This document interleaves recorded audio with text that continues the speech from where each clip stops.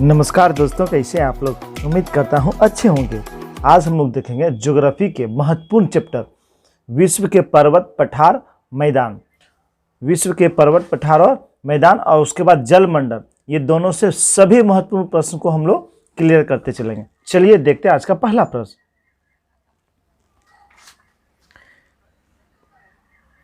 प्रश्न है, पर्वत और घाटियां किस संचालन से बनते हैं। तो पर्वत और घाटियां किस संचालन से बनते हैं?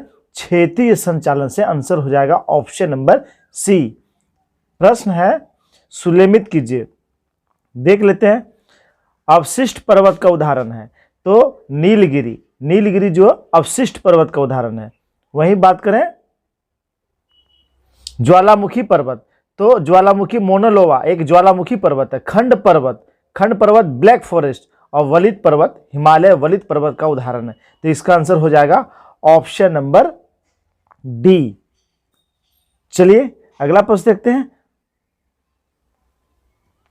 प्रश्न है, ब्लैक हिल, ब्लू हिल तथा ग्रीन हिल नामक पहाड़ियां किस देश में? तो ये तीनों पहाड़ियां जो है अमेरिका में है, संयुक्त राज्य अमेरिका में है।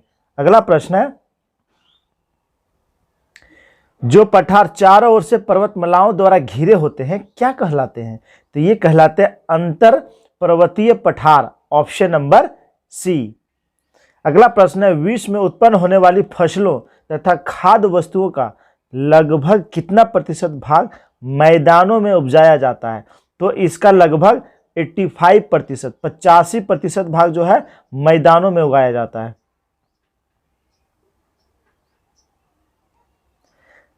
प्रश्न है, माउंट एवरेस्ट किस देश में अवस्थित है? तो माउंट एवरेस्ट जो हिमालय की सबसे ऊंची चोटी है वह नेपाल में अवस्थित है। कहां अवस्थित है? नेपाल में अवस्थित है। अगला प्रश्न देखते हैं।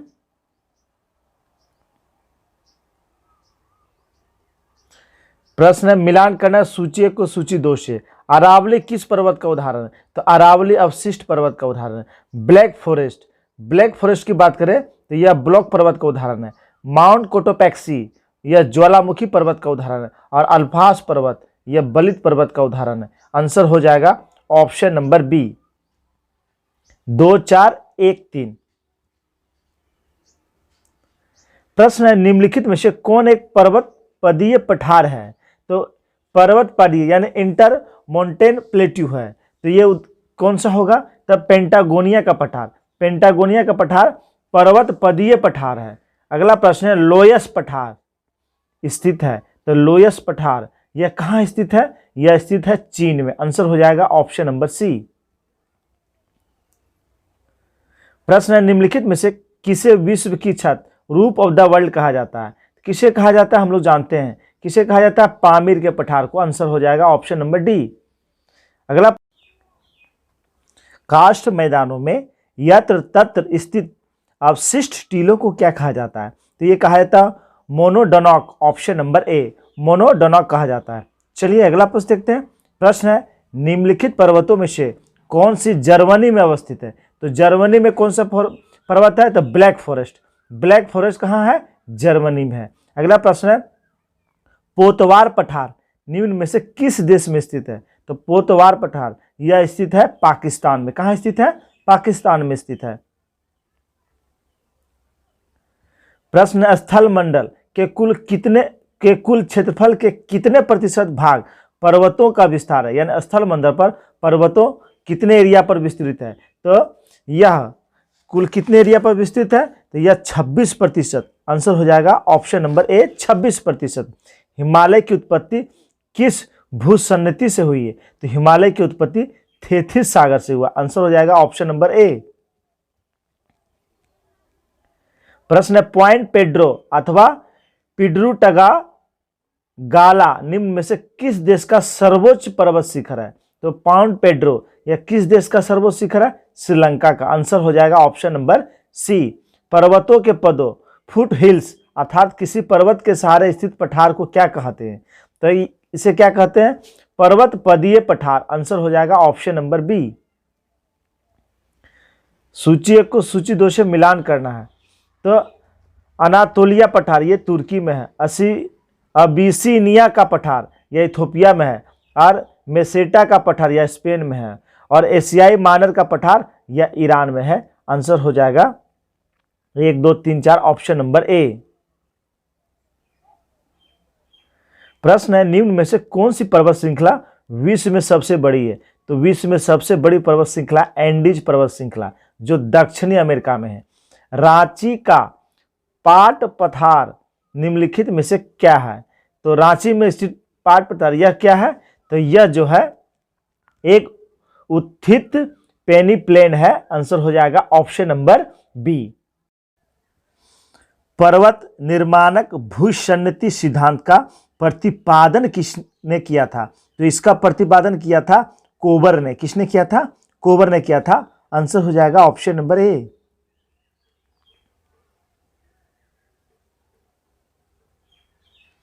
प्रश्न है पेनाइन अल्पेशियन जो अमेरिका में है, अरावली जो भारत में है, उदाहरण है। तो ये सब किसका उदाहरण है? ये सब पुरानी पर्वत श्रृंखला का उदाहरण है। आंसर हो जाएगा ऑप्शन नंबर बी। हिमालय पर्वत श्रृंखला किसका उदाहरण है? तो हिमालय पर्वत श्रृंखला यह किसका उदाहरण है? तो बलित पर्वत, उसमें भी नवीन बलित पर्वत का उदाहरण है। आंसर हो जाएगा ऑप्शन नंबर ए। निम्न में से कौन विश्व के नवीन वलित पर्वत का उदाहरण प्रस्तुत करता है? तो ये प्रस्तुत करता है यानी अल्फाज जो है वह नवीन वलित पर्वत का उदाहरण है। आंसर हो जाएगा ऑप्शन नंबर सी। दक्षिणी अल्फाज पर्वत श्रेणी कहाँ स्थित है? तो दक्षिणी अल्फाज पर्वत यह किस देश में अवस्थित है? तो यह न्यूजीलैंड में है। आंसर हो जाएगा ऑप्शन नंबर बी। प्रश्न है स्थल मंडल के कुल क्षेत्रफल के कितने प्रतिशत भाग पर पठार का विस्तार पाया जाता है? तो पठार 33%। और आगे हम लोग पीछे पढ़े हैं अभी कि पर्वत जो है 26% भाग, पर्वत 26% और पठार 33% भाग पर। चलिए अगला प्रश्न देखते हैं। प्रश्न है टेलीग्राफिक पठार निम्न में से कहाँ स्थित है? तो टेलीग्राफिक पठार यह स्थित है उत्तरी अटलांटिक महासागर में। आंसर हो जाएगा ऑप्शन नंबर सी। प्रश्न एंडीज पर्वतमाला की सर्वोच्च चोटी का क्या नाम? तो इसकी सर्वोच्च चोटी का नाम है एकांकोगुआ। आंसर हो जाएगा ऑप्शन नंबर ए। तिब्बत का पठार निम्नलिखित में से कहाँ स्थित है? तो तिब्बत का पठार यह हिमालय पर्वत तथा क्यूनुल लून के मध्य स्थित है। आंसर हो जाएगा ऑप्शन नंबर डी।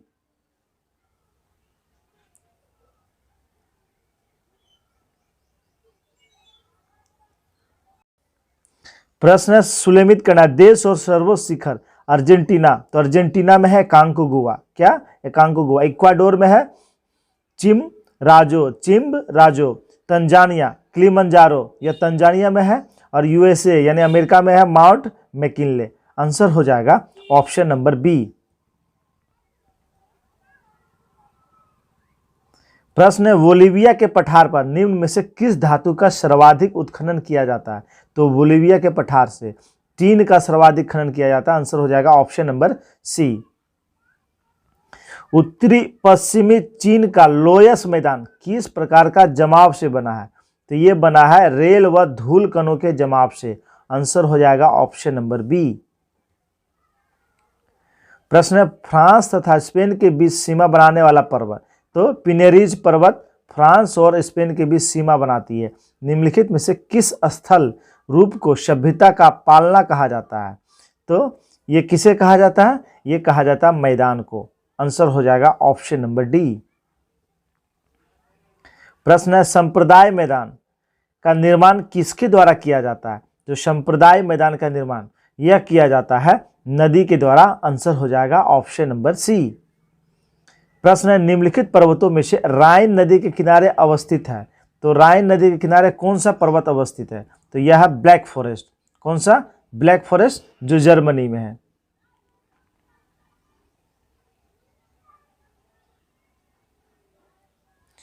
प्रश्न है पर्वतों की उत्पत्ति से संबंधित रेडियो सक्रियता सिद्धांत रेडियो एक्टिविटी थ्योरी का प्रतिपादन किसने किया है? तो ये किसने किया है? ये जॉली ने किया है। आंसर हो जाएगा ऑप्शन नंबर ए।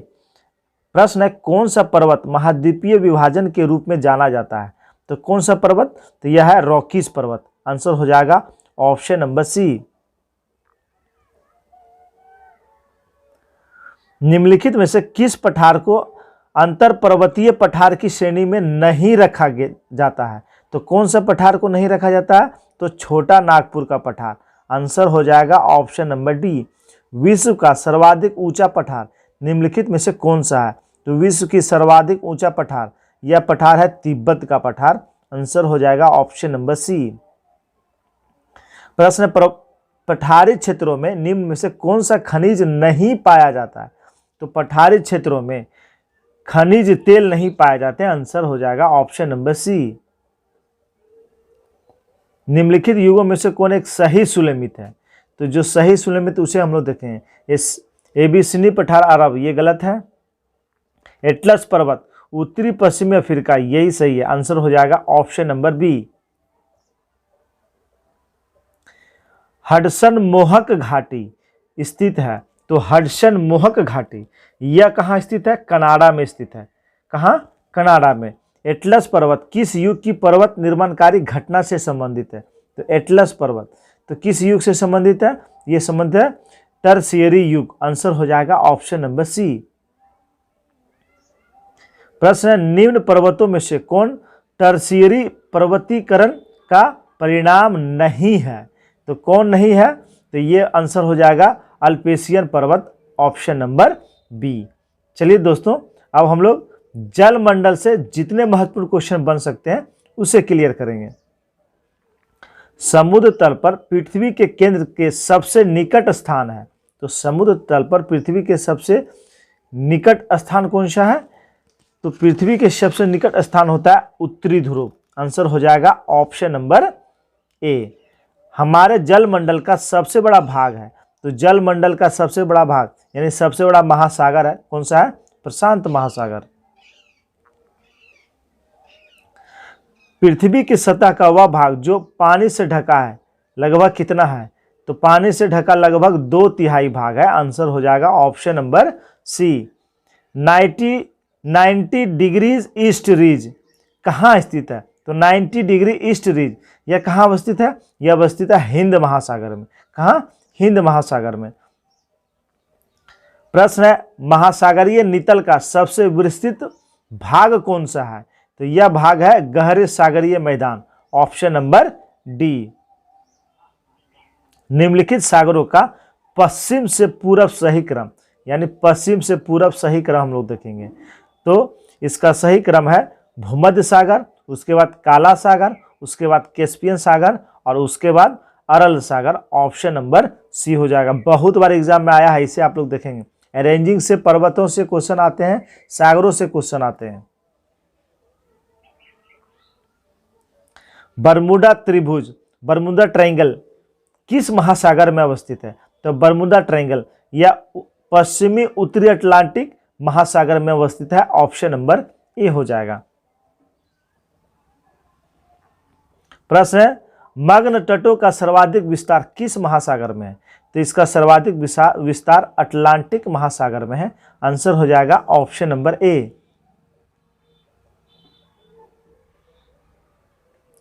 प्रश्न है, निम्नलिखित सागरों में से किसमें तट रेखा नहीं है? तो बिना तट रेखा वाला सागर है सार्गेसो सागर। Option number B. हिंद महासागर में सागर धाराओं की नियमित दिशा में परिवर्तन के लिए निम्नलिखित कारकों में से कौन एक उत्तरदायी है? तो ये उत्तरदायी है हिंद महासागर में मानसूनी प्रवाह पाया जाता है, जिसके कारण इसकी दिशाओं में परिवर्तन होता है। आंसर हो जाएगा ऑप्शन नंबर बी। प्रश्न, निम्नलिखित में से कौन सा सबसे गहरा सागर है?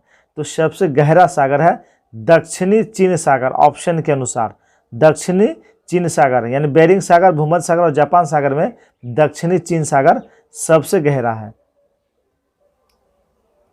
निम्नलिखित में से कौन सा देश युग्म अरल सागर के किनारे अवस्थित है?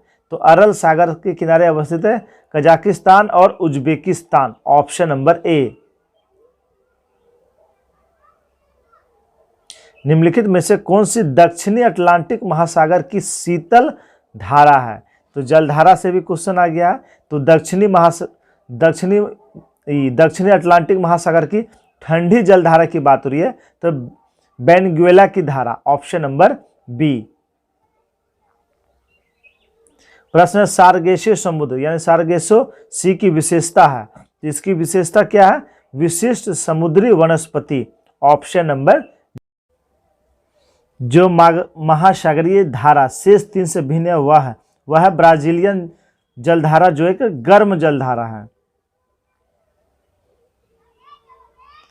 लाल सागर रेड सी एक उदाहरण है, तो लाल सागर यह उदाहरण है अक्षीय द्रोणी का। Option number C. दक्षिणी पश्चिमी एशिया का निम्नलिखित में से कौन सा एक देश भूमध्य सागर तक नहीं फैला हुआ है? तो वह देश कौन सा है? जॉर्डन। Option number B. निम्नलिखित में से कौन सी शीत महासागरीय धारा नहीं है, यानी कौन ठंडी जलधारा नहीं है, गर्म जलधारा है? तो यह है एलुगुहास की जलधारा जो हिंद महासागर की एक गर्म जलधारा है। महासागर में ऊंची जल तरंगे कैसे उत्पन्न होती है? तो ये कैसे उत्पन्न होती है? चंद्रमा के गुरुत्वाकर्षण बल के। ऑप्शन नंबर डी हो जाएगा। निम्नलिखित नदियों में से कौन सी विषुवत रेखा को 2 बार काटती है? तो विषुवत रेखा को यानी भूमध्य रेखा को 2 बार कौन काटती है? तो यह काटती है जायरे नदी। ऑप्शन नंबर ए। प्रश्न है निम्नलिखित महासागरों में किस एक में डायामेंटिना यानी परिखा स्थित है? तो ये कहाँ स्थित है? तो ये स्थित है हिंद महासागर में। Option number C. नीली नील ब्लू नील नदी निम्नलिखित में से किस झील से निकलती है? तो ये किस झील से निकलती है? तो ये निकलती है टाना झील से। Option number B. वह देश जो अरीय प्रवाह यानी रेडियल पैटर्न का उदाहरण प्रस्तुत करता है वह है, तो वह कौन सा देश है?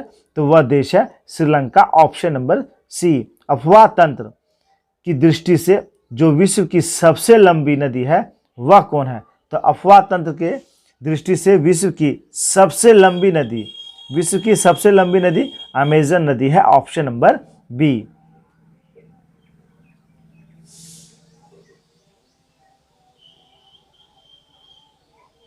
प्रश्न है एशिया के निम्नलिखित में से कौन सी नदी दक्षिण को प्रवाहित होती है?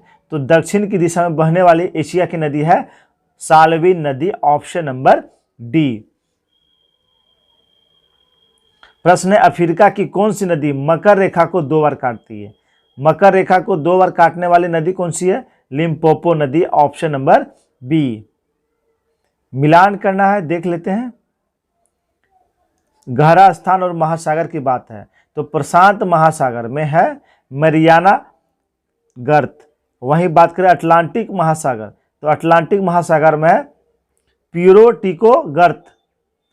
वहीं हिंद महासागर में जावा गर्त और आर्कटिक महासागर में है यूरेशियन बेसिन। आंसर हो जाएगा इसका ऑप्शन नंबर बी 3 4 1 2। प्रश्न है शीर और आमू दरिया नदियां गिरती है तो शीर और आमू दरिया नदियां ये कहाँ गिरती है? ये अरल सागर में गिरती है। अगला प्रश्न है एशिया की सबसे लंबी नदी है तो यह नदी है यांगटी सिक्यांग नदी। Option number C. निम्न में से किसका सुमेल नहीं है यानी सही सुलेमित नहीं है? तो इसमें जो है वॉन राइन नदी सही है, काहिरा नील नदी के किनारे ये भी सही है, न्यूयॉर्क हडसन नदी के किनारे ये भी सही है, वियना वोल्गा नदी यही गलत है। Option number D. Mahaweli Ganga एक नदी है तो महावेली गंगा यह श्रीलंका की एक नदी है। आंसर हो जाएगा ऑप्शन नंबर सी। सूची 1 को सूची 2 से मिलाना है। नदियां और कहाँ गिरती है? तो लीना नदी यह गिरती है आर्कटिक सागर में। आमूर नदी यह गिरती है प्रशांत महासागर में। टिग्रिस नदी यह फारस की खाड़ी में गिरती है और माही नदी यह अरब सागर में गिरती है। तो इसका आंसर हो जाएगा ऑप्शन नंबर ए। विश्व का बृहत्तम डेल्टा यानी लार्जेस्ट डेल्टा निर्मित होता है तो किसके द्वारा? तो विश्व का सबसे बड़ा जो डेल्टा है वह निर्मित है गंगा और ब्रह्मपुत्र के द्वारा। Option number A Sundarban delta. निम्नलिखित में से कौन सा युग्म सही सुलेमित नहीं है? तो कौन सा सही सुलेमित नहीं है? केनियन नदी, ज्यूजेन वायु और इंसेलबर्ग हिमनद, यही सही नहीं है, ऑप्शन नंबर सी। अगला प्रश्न है मिलान करना है। देख लेते हैं कौन सा शहर किस नदी के किनारे अवस्थित है। रोटरडैम, रोटरडैम यह किस नदी के किनारे है? यह है राइन नदी के किनारे। पेरिस यह सीन नदी के किनारे। वुडापेस्ट, वुडापेस्ट यह डेन्यूब नदी के किनारे है। और वाशिंगटन पोटोमेक नदी के किनारे है। इसका आंसर हो जाएगा ऑप्शन नंबर सी। प्रश्न है निम्न में से कौन सी राजधानी डेन्यूब नदी पर स्थित नहीं है? तो डेन्यूब नदी पर स्थित राजधानी इस ऑप्शन के अनुसार रोम नहीं है। रोम जो है डेन्यूब नदी के किनारे अवस्थित नहीं है। चलिए अगला प्रश्न देखते हैं।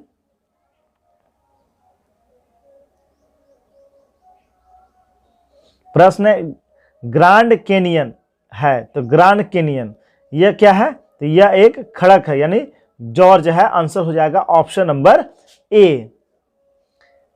चीसापानी गोर्ज स्थित है, तो चीसापानी गोर्ज यह कहाँ अवस्थित है? यह अवस्थित है नेपाल में। आंसर हो जाएगा ऑप्शन नंबर बी। प्रश्न है दक्षिणी अमेरिका की सबसे बड़ी नदी, साउथ अमेरिका की सबसे बड़ी नदी है अमेजन नदी। आंसर हो जाएगा ऑप्शन नंबर बी।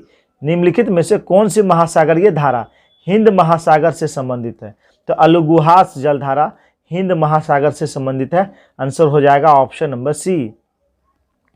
महासागरों में जलधाराओं के बहने का कारण है, तो इसके कारण क्या है? तो ये कारण है वायु दाब और हवाएं, पृथ्वी का परिभ्रमण और गुरुत्वाकर्षण, भूमध्य रेखीय व ध्रुवीय प्रदेशों से असमान तापमान के कारण, ये सभी इसके लिए उत्तरदायी होता है। आंसर हो जाएगा ऑप्शन नंबर डी। विश्व में सबसे अधिक लवणीय सागर या झील कौन सा है? यानी सबसे अधिक लवणीय, तो यह है वान झील। Option number D.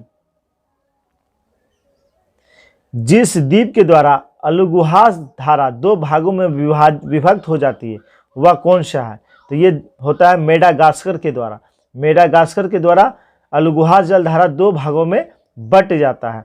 अगला प्रश्न है निम्नलिखित में से कौन सा सागर महासागरीय मरुभूमि के रूप में संबोधित किया जाता है? तो यह कौन सा सागर? सारगेसो सागर। आंसर हो जाएगा ऑप्शन नंबर सी। और आज का अंतिम प्रश्न है बृहद ज्वार हाई टाइड्स आता है, तो ये किसके कारण आता है? तो ये आता है जब सूर्य, पृथ्वी और चंद्रमा एक सीधी रेखा में होते हैं, तब बृहद टाइड यानी हाई टाइड्स आता है। आंसर हो जाएगा ऑप्शन नंबर ए। दोस्तों इन दोनों चैप्टर से लगभग एक प्रश्न हर एक एग्जाम में आते हैं, तो पूरा वीडियो आप लोग देखिएगा। अगर वीडियो अच्छा लगा तो लाइक कर देंगे और अपने अपने ग्रुप में शेयर कर देंगे। धन्यवाद, धन्यवाद दोस्तों।